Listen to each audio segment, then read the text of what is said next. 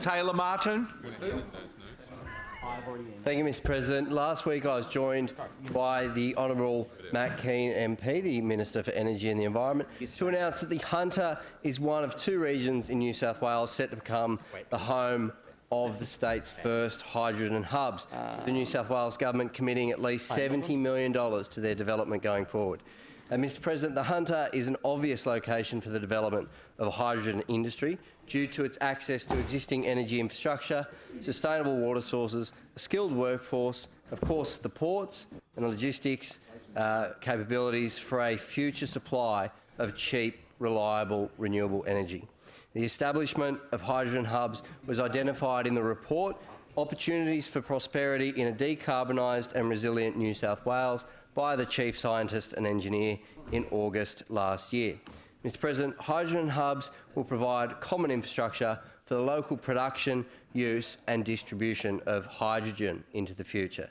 They will reduce costs by delivering hydrogen in a coordinated fashion, and this model aligns well with Australia's national hydrogen strategy, which also anticipates hydrogen hubs that will make the development of infrastructure more cost-effective, promote efficiencies from economies of scale, and that they'll also foster innovation locally. The Hunter Valley has been named as a possible location for a regional hydrogen export hub under a federal government plan to reduce our emissions.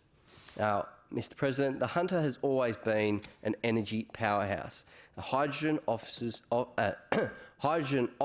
opportunities for innovation and diversification of industry across the Hunter, as we will see new jobs and new investment in the region, as well as opening new markets for export.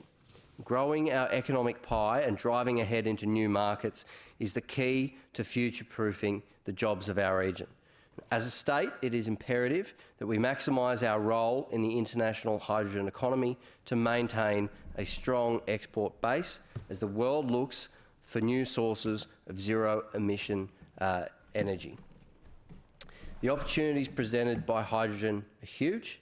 Nations like Japan and South Korea, to name just a few, currently import most of their energy in the form of coal, oil or natural gas, and they are going to need sources of renewable energy to meet their carbon emissions reduction targets into the future.